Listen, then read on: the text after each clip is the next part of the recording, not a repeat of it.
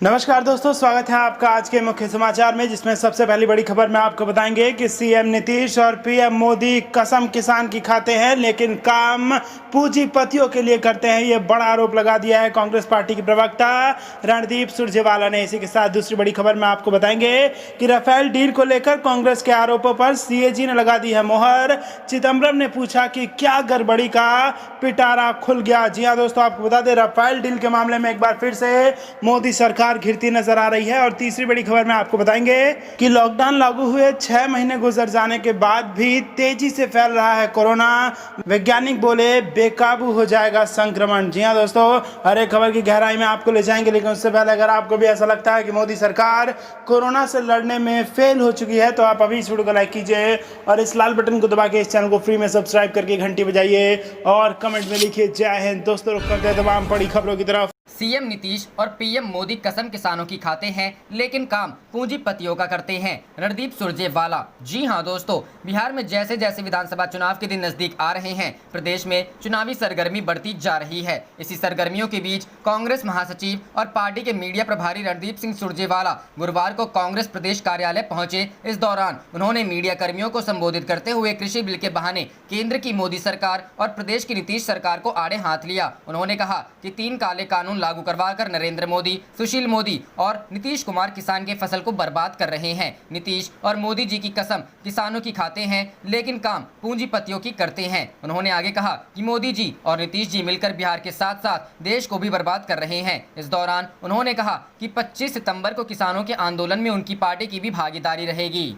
रुख करते हैं अगली खबर की तरफ। राफेल डील को लेकर कांग्रेस के आरोपों पर सीएजी ने लगाई मुहर। चिदम्बरम ने पूछा क्या गड़बड़ियों का पिटारा खुला। जी हां दोस्तों, राफेल लड़ाकू विमान को लेकर फ्रांस की एविएशन कंपनी दसॉ एविएशन से हुई डील को लेकर नियंत्रक व महालेखा परीक्षक ने रक्षा मंत्रालय की आलोचना की है। नियंत्रक एवं महालेखा परीक्षक के द्वारा 23 सितंबर को संसद में पेश हुई रिपोर्टों में सौदे की कई कमियों का उजागर किया गया है। कैग ने अपनी रिपोर्ट में कहा है कि लड़ाकू विमान बनाने वाली फ्रांस की कंपनी दसॉ एविएशन और यूरोप की मिसाइल निर्माता कंपनी एमबीडीए ने 36 राफेल जेट की खरीद से संबंधित सौदे के हिस्से के रूप में भारत को उच्च प्रौद्योगिकी की पेशकश के अपने ऑफसेट दायित्वों को अभी तक पूरा नहीं किया है। कैग की इस रिपोर्ट के बाद से राजनीति गर्मा गई है। कांग्रेस ने एक बार फिर से 36 राफेल लड़ाकू विमानों के लिए हुए 58,000 करोड़ की राफेल डील के मुद्दे पर मोदी सरकार से सवाल पूछने शुरू कर दिए हैं। इस पर कांग्रेस नेता और पूर्व वित्त मंत्री पी चिदम्बरम ने गुरुवार को इस मुद्दे को लेकर सरकार पर हमला बोलते हुए कई ट्वीट किए। उन्होंने लिखा, कैग को पता चला है कि राफेल एयरक्राफ्ट के वेंडर्स ने अभी तक ऑफसेट समझौते के तहत टेक्निकल सहायता देने की शर्त को पूरा नहीं किया है। उन्होंने लिखा है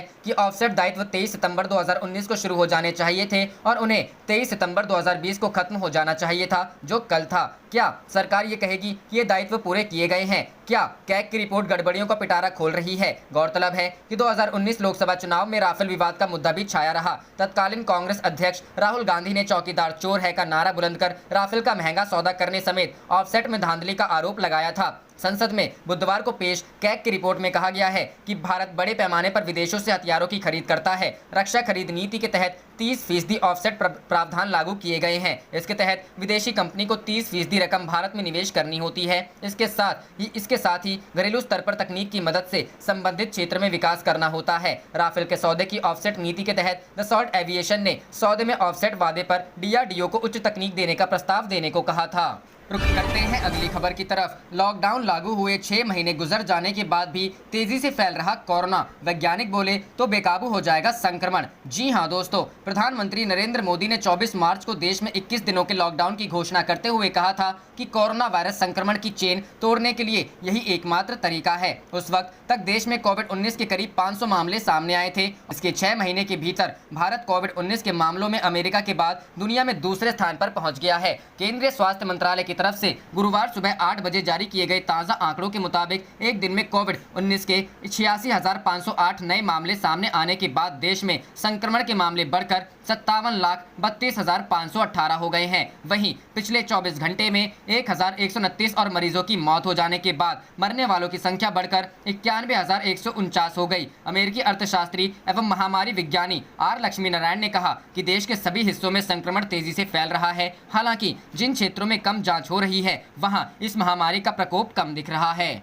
रुख करते हैं अगली खबर की तरफ। कृषि विधेयकों के खिलाफ 25 सितंबर को चक्का जाम, विपक्ष किसानों ने की तैयारी, सरकार ने दागे सवाल। जी हां दोस्तों, संसद के दोनों सदनों से पारित हुए कृषि विधेयकों के खिलाफ विपक्षी पार्टियां एकजुट हो गई हैं और 25 सितंबर को बड़े स्तर पर विरोध प्रदर्शन की तैयारी है। पंजाब में किसान नेताओं ने कृषि विधेयकों के खिलाफ गुरुवार से ही 3 दिवसीय रेल रोको आंदोलन शुरू कर दिया। इसके मद्देनजर रेलवे ने कई ट्रेनों का परिचालन रोक दिया है। कुल 31 किसान संगठनों ने कृषि विधेयकों के खिलाफ 25 सितंबर को पंजाब में पूर्ण बंद का आह्वान किया है। इसके अलावा हरियाणा समेत देश के बाकी हिस्सों में भी विरोध प्रदर्शन की तैयारी है। कृषि विधेयकों के संसद के दोनों सदनों से पारित होने के बाद किसानों ने आशंका जताई है कि इन विधेयकों के जरिए न्यूनतम समर्थन मूल्य खत्म करने का रास्ता साफ हो जाएगा और वे बड़े पूंजीपतियों की दया पर निर्भर हो जाएंगे। दूसरी तरफ कांग्रेस समेत अन्य विपक्षी पार्टियां भी इस बिल के खिलाफ सरकार पर हमलावर हैं। कांग्रेस प्रवक्ता अभिषेक मनु सिंघवी ने कहा, सरकार बार बार कहती है कि वह किसानों के हित में ये विधेयक लाई है। अगर इनके जैसे किसानों के मित्र हो तो किसी दुश्मन की जरूरत नहीं है।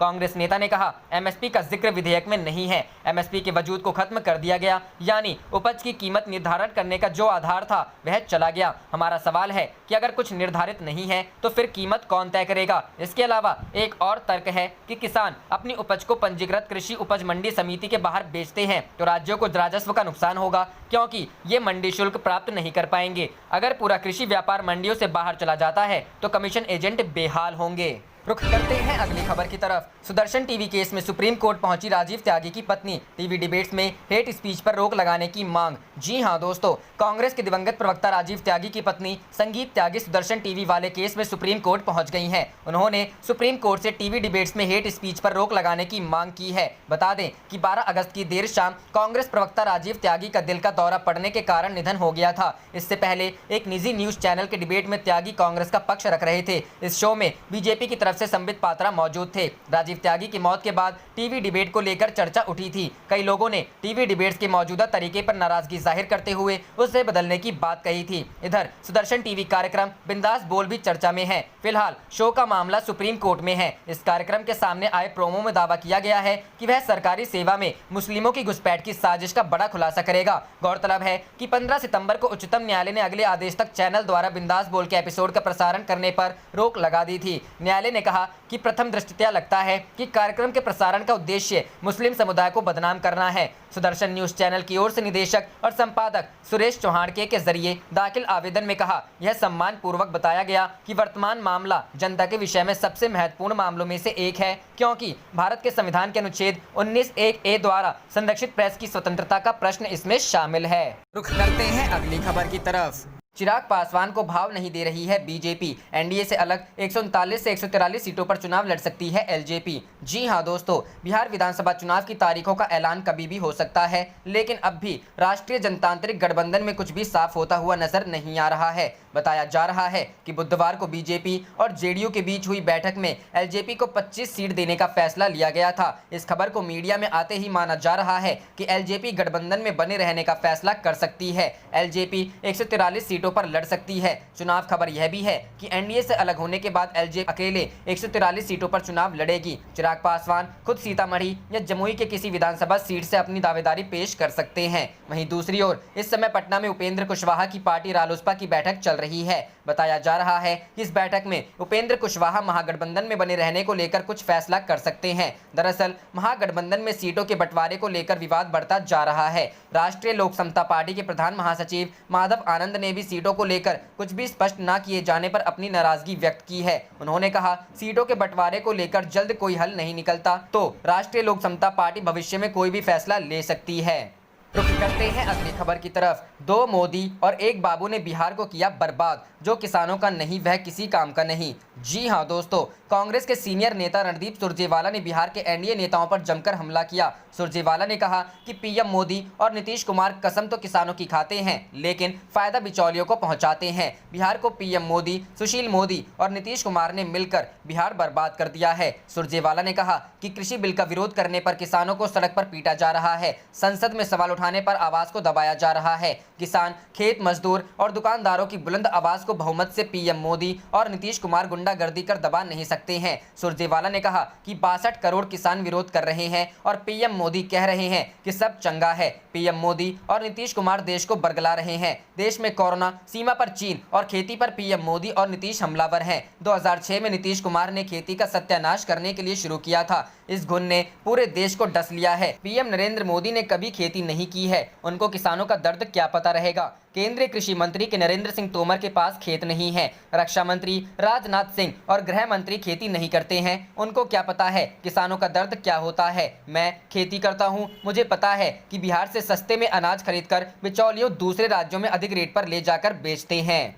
रुक करते हैं अगली खबर की तरफ। बिहार विधानसभा चुनाव, ऑनलाइन बनाए जा रहे फर्जी वोटर आई कार्ड, आयोग ने दिए जांच के आदेश। जी हां दोस्तों, बिहार विधानसभा चुनाव की घोषणा से ठीक पहले पूरे देश में फर्जी एपिक बनाने का खेल का भंडाफोड़ हुआ है। इस जालसाजी को कैफे के अलावा वेबसाइट व यूट्यूब के जरिए ऑनलाइन चलाया जा रहा है। कर्नाटक के बेल्लारी में मामला पकड़ में आने के बाद हुई जांच में देश भर में इस जालसाजी का पता चला है। चुनाव आयोग ने सभी राज्यों को इसकी जांच करने और कठोर कार्रवाई के आदेश दिए हैं। चुनाव आयोग के निर्देश पर बिहार के भी प्रत्येक जिले में इसकी सघन जांच शुरू हो गई है। चुनाव आयोग के सचिव अजय कुमार ने सभी राज्यों को इसकी जांच का आदेश दिया है। कर्नाटक सीईओ ने ही चुनाव आयोग से पूरे देश में इसकी जांच कराने की अनुशंसा की है। अपनी अनुशंसा में उन्होंने कहा है कि उपायुक्त व पुलिस जांच में यह बात सामने आई है कि बेल्लारी के एक कैफे में फर्जी मतदाता पहचान पत्र बनाया जा रहा था। कैफे की जांच में यह बात सामने आई कि इस जालसाजी को ऑनलाइन भी चलाया जा रहा है। इसकी पुष्टि के लिए जब वेबसाइट व यूट्यूब को खंगाला गया तो इस तरह की दर्जनों लिंक मिले जहां निर्धारित राशि लेकर फर्जी एपिक बनाने का काम हो रहा था।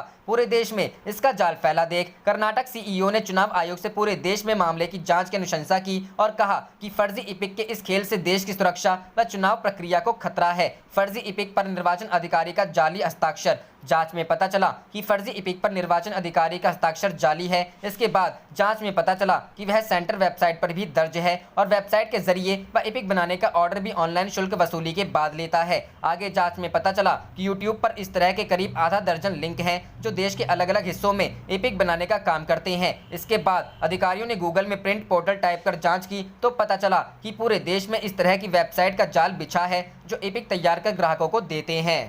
रुक करते हैं अगली खबर की तरफ। इलाहाबाद हाईकोर्ट का नाम बदलकर प्रयागराज हाईकोर्ट नाम रखने की याचिका खारिज। जी हां दोस्तों, इलाहाबाद हाईकोर्ट का नाम बदलकर प्रयागराज हाईकोर्ट रखने की मांग वाली एक जनहित याचिका को खारिज कर दिया गया है। याचिका को खारिज करते हुए हाईकोर्ट की लखनऊ बेंच ने टिप्पणी की कि उक्त जनहित याचिका मात्र पब्लिसिटी के लिए दाखिल की गई है। यह आदेश न्यायमूर्ति पंकज कुमार जायसवाल और न्यायमूर्ति डीके सिंह ने स्थानीय अधिवक्ता अशोक पांडे की याचिका पर दिया। याचिका में कहा गया था कि 16 अक्टूबर 2018 को राज्य सरकार ने इलाहाबाद जिले का नाम बदलकर प्रयागराज कर दिया है। इस अनुसार इलाहाबाद हाईकोर्ट का नाम भी बदला जाना चाहिए। हालांकि न्यायालय ने अपने आदेश में कहा कि संवैधानिक व्यवस्था के तहत हाईकोर्ट का नाम विधायिका के अधिकार क्षेत्र का विषय है। न्यायालय ने यह भी टिप्पणी की कि हम याची पर हर्जाना लगाने से खुद को रोक रहे हैं क्योंकि वह इस न्यायालय का एक कार्यरत अधिवक्ता है। रुक करते हैं अगली खबर की तरफ। रैलियों पर भाजपा का अरबों खर्च, लेकिन ऑनलाइन शिक्षण का इंतजाम नहीं, अखिलेश। जी हां दोस्तों, समाजवादी के राष्ट्रीय अध्यक्ष अखिलेश यादव पर चुनावी रैलियों में एलईडी टीवी के इस्तेमाल पर अरबों रुपए खर्च करने का आरोप लगाते हुए पूछा है कि भाजपा सरकारें बच्चों की ऑनलाइन शिक्षा की व्यवस्था क्यों नहीं कर रही है। उन्होंने बीजेपी से ईमानदारी से पीएम केयर फंड को सार्वजनिक कोष बनाने को कहा है। उन्होंने यह भी याद दिलाया कि उनकी सरकार में युवाओं को दिए गए लैपटॉप आज उन्हें ऑनलाइन शिक्षा दिलाने में मददगार साबित हो रहे हैं। समाजवादी पार्टी द्वारा जारी एक बयान में अखिलेश यादव ने कहा कि कोरोना संक्रमण के इस दौर में अध्ययन और अध्यापन को बनाए रखने के लिए स्कूल और कॉलेज खोलने के बजाय अन्य विकल्पों को आजमाना आवश्यक है। इस मामले में ऑनलाइन शिक्षण प्रणाली प्रभावी है। सरकार को युवाओं को लैपटॉप देकर समाजवादी सरकार को पसंद करना चाहिए और उन्हें उच्च शिक्षा प्राप्त करने में मदद करनी चाहिए। इसी तरह भाजपा सरकारों को भी गरीब परिवारों के छात्रों को स्मार्टफोन, बिजली कनेक्शन और मुफ्त इंटरनेट की सुविधा प्रदान करनी चाहिए। शिक्षकों को घर से डिजिटल शिक्षण के लिए मुफ्त हार्डवेयर, अन्य संसाधन भी प्रदान किए जाने चाहिए। उन्होंने कहा कि भाजपा ने अपने चुनावी घोषणा पत्र में युवाओं को लैपटॉप देने का वादा किया था, लेकिन इसका पालन नहीं किया। सभी विश्वविद्यालयों में मुफ्त वाईफाई देने का वादा आज तक पूरा नहीं हो सका। उन्होंने कहा कि वास्तविकता यह है कि भाजपा सरकारों का ऑनलाइन शिक्षा का दावा केवल कागजों तक सिमट कर रह गया है। गाँव में रहने वाले छात्रों को बिजली की आपूर्ति नहीं मिल रही है, बच्चों के पास लैपटॉप या स्मार्टफोन नहीं है, माता पिता के लिए अपने 2-3 बच्चों के लिए स्मार्टफोन खरीदना भी मुश्किल है। रुख करते हैं अगली खबर की तरफ। राफेल पर फिर राजनीतिक बवाल, सीएजी रिपोर्ट पर कांग्रेस का वार, खुल गई डील की क्रोनोलॉजी। जी हां दोस्तों, राफेल लड़ाकू विमान को लेकर एक बार फिर देश में राजनीतिक घमासान छिड़ता हुआ दिख रहा है। नियंत्रक एवं महालेखा परीक्षक के द्वारा राफेल पर दी गई रिपोर्ट के बाद विपक्ष मोदी सरकार पर हमलावर है। रिपोर्ट में दावा है कि समझौते के तहत डसॉल्ट ने अभी तक तकनीक ट्रांसफर को डीआरडीओ तक नहीं पहुंचाया है। यही मुद्दा अब विपक्ष ने लपक लिया है। कांग्रेस नेता रणदीप सुरजेवाला ने गुरुवार को इस मसले पर ट्वीट किया। उन्होंने कहा कि सबसे बड़ी डिफेंस डील की क्रोनोलॉजी खुलना जारी है। सीएजी रिपोर्ट ने स्वीकारा है कि राफेल ऑफसेट में टेक्नोलॉजी ट्रांसफर पूरा नहीं हुआ है। पहले राफेल का मेक इन इंडिया से मेक इन फ्रांस हुआ और अब डीआरडीपी को टेक ट्रांसफर भी नहीं हुआ। लेकिन मोदी जी कहेंगे सब चंगासी। सुरजेवाला के अलावा पूर्व गृह मंत्री पी चिदम्बरम ने भी इसको लेकर सवाल खड़े किए। पी चिदम्बरम ने लिखा कि सीएजी ने पाया कि राफेल विमान के विक्रेताओं ने ऑफसेट अनुबंध के तहत प्रौद्योगिकी हस्तांतरण की पुष्टि नहीं की है। ऑफसेट दायित्वों को 23 सितंबर 2019 को शुरू होना चाहिए था और पहली वार्षिक प्रतिबद्धता 23 सितंबर 2020 तक पूरी होनी चाहिए थी, जो कि कल थी। क्या सरकार बताएगी कि वो दायित्व पूरा हुआ कि नहीं? क्या सीएजी ने जटिल समस्याओं का पिटारा खोलने वाली रिपोर्ट दी है? गौरतलब है कि जब मोदी सरकार ने फ्रांस के साथ राफेल विमानों को लेकर नई डील की थी, तब से ही इस पर राजनीतिक बवाल जारी है। कांग्रेस नेता राहुल गांधी ने इस मसले पर अगुवाई करते हुए प्रधानमंत्री नरेंद्र मोदी पर आरोपों की झड़ी लगा दी थी और डील में भ्रष्टाचार का आरोप लगाया था। 2019 का लोकसभा चुनाव भी इसी मसले पर लड़ा गया। रुख करते हैं अगली खबर की तरफ। कृषि विधेयकों पर कांग्रेस का हल्ला बोल, मोदी सरकार के खिलाफ शुरू किया जन आंदोलन। जी हां दोस्तों, केंद्र सरकार के कृषि विधेयकों के खिलाफ कांग्रेस ने अब खुलकर मोर्चा खोल दिया है। मानसून सत्र में पास किए गए कृषि विधेयकों को लेकर कांग्रेस ने ऐलान किया है कि वो आज से इन विधेयकों के खिलाफ अगले 2 महीने तक देश भर में जन आंदोलन छेड़ेगी। गौरतलब है कि 3 में 2 कृषि विधेयक लोकसभा में पास होने के बाद जब बीते रविवार को राज्यसभा में ध्वनि मत से पारित किए गए तो सदन में भारी हंगामा हुआ था। विपक्ष के हंगामे पर सभापति वेंकैया नायडू ने कार्रवाई करते हुए राज्यसभा के 8 सांसदों को पूरे मानसून सत्र के लिए निलंबित कर दिया। इसके बाद कांग्रेस ने अब इस मुद्दे को लेकर सड़कों पर उतरने का फैसला लिया है। श्रेणीबद्ध तरीके से 2 महीने तक चलेगा आंदोलन। एचटी की खबर के मुताबिक इस बारे में जानकारी देते हुए कांग्रेस नेता केसी वेणुगोपाल ने बताया, किसानों के समर्थन में पार्टी देश भर में श्रेणीबद्ध तरीके से अलग अलग कार्यक्रम आयोजित करेगी। गुरुवार को प्रेस कॉन्फ्रेंस से आंदोलन की शुरुआत की जाएगी, जो आगे भी जारी रहेगी। इसके बाद 28 सितंबर को हर राज्य में कांग्रेस नेता राजभवन तक मार्च कर कृषि विधेयकों के खिलाफ राष्ट्रपति को संबोधित करते हुए राज्यपाल को ज्ञापन सौंपेंगे। 2 अक्टूबर को महात्मा गांधी और पूर्व पीएम लाल बहादुर शास्त्री की जयंती को कांग्रेस पार्टी किसान मजदूर बचाओ दिवस के तौर पर मनाएगी। इस दौरान कृषि विधेयकों को वापस लेने की मांग करते हुए देश के हर जिले में विरोध प्रदर्शन किए जाएंगे। कांग्रेस ने केंद्र सरकार से मांग की है कि किसानों के हित में कृषि विधेयकों को वापस लिया जाए। वहीं सियासी जानकारों का मानना है कि अपने 2 महीने लंबे जन आंदोलन के जरिए कांग्रेस अपनी खोई हुई राजनीतिक जमीन वापस पाना चाहती है। आपको बता दें, इससे पहले साल 2015 में सोनिया गांधी ने मोदी सरकार के भूमि अधिग्रहण बिल के खिलाफ विपक्ष की 14 पार्टियों को साथ खड़ा करने में भी अहम भूमिका निभाई थी और सरकार को इस मुद्दे पर अपने कदम वापस खींचने पड़े थे। रुख करते हैं अगली खबर की तरफ। तोड़ निकालने के बजाय मध्य प्रदेश में कांग्रेस के चक्रव्यूह में फंसती जा रही भाजपा। जी हां दोस्तों, कांग्रेस ने ठीक 2018 के मध्य प्रदेश विधानसभा चुनाव की तर्ज पर उपचुनाव के लिए भी चक्रव्यूह रचना शुरू कर दिया है। इस बार भी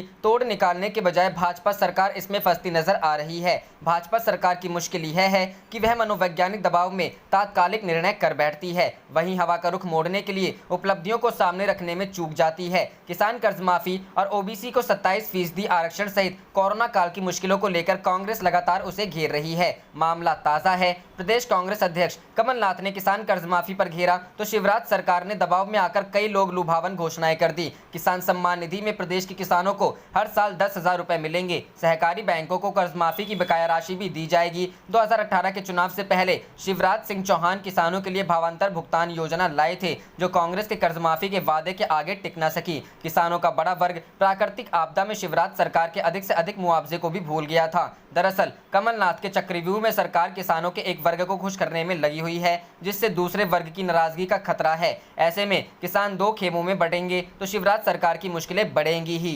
रुख करते हैं अगली खबर की तरफ। एयर टिकट की रकम लौटाने के तरीके पर सुप्रीम कोर्ट ने मोदी सरकार से मांगा जवाब। जी हां दोस्तों, justice Ashok Bhushan, justice R Subhash Reddy और जस्टिस MR शाह की पीठ ने कहा कि उसका सरोकार धन लौटाने और लॉकडाउन के दौरान बुक किए गए टिकटों का पैसा नहीं लौटाने के सवाल तक सीमित है। गैर सरकारी संगठन प्रवासी लीगल सेल की ओर से वरिष्ठ अधिवक्ता संजय हेगड़े ने कहा कि अगर कोई एयर इंडिया और इंडिगो आदि विमान से यात्रा के लिए टिकट बुक कराता है, भारत से बाहर जाता है, तो उसी स्थिति में नागरिक उड्डयन महानिदेशालय का यह हलफनामा लागू होगा। उन्होंने कहा कि महानिदेशालय को उन लोगों को भी धन वापसी के लिए इसमें शामिल करना चाहिए जिन्होंने खाड़ी के देशों जैसे गंतव्यों से भारत लौटने के लिए टिकट बुक कराए थे। इसलिए इस विवाद को हल करने की आवश्यकता है। नागरिक उड्डयन मंत्रालय और DGCA की ओर से सॉलिसिटर जनरल तुषार मेहता ने कहा कि सरकार ने सभी की भलाई को ध्यान में रखते हुए टिकटों का पैसा लौटाने का फैसला लिया है और इसका उचित समाधान निकाल लिया जाएगा। मेहता ने कहा कि यात्रियों और विमान कंपनियों के हितों को ध्यान में रखते हुए ही निर्णय लिया गया है। आप देख रहे थे आपका अपना चैनल जय हिंद जय भारत।